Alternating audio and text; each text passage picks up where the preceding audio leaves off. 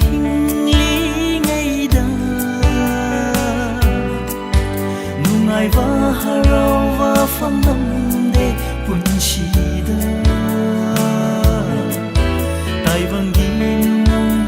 va thiri ngay da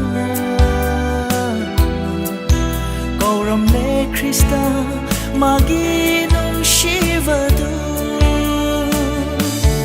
Jimbiyu Prabhu nanai ai haku awawa taiwan pansi dagi loi nabiyu tolava nanai ai hu matam lairiba khuding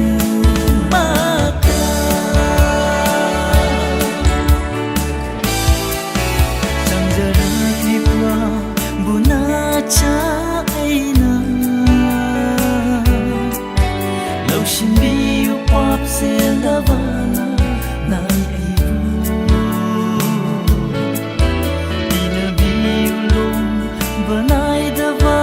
bordu Krista nangi she vatauva namnava Jimbiyu Prabhu nanai ai haku awawa taiwan pansi dagi loi nabiyu tolava nanai aibu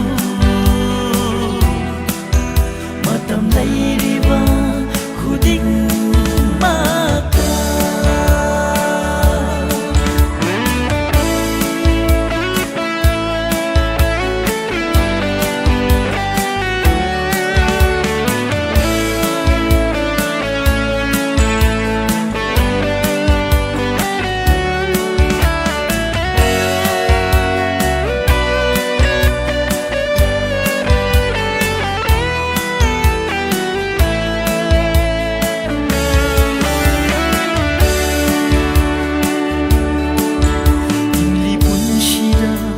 Krista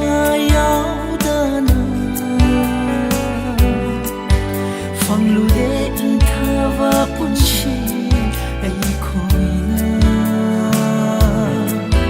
Naksin se Krista magi ma fangduda Sharga lai vagyo vangam ja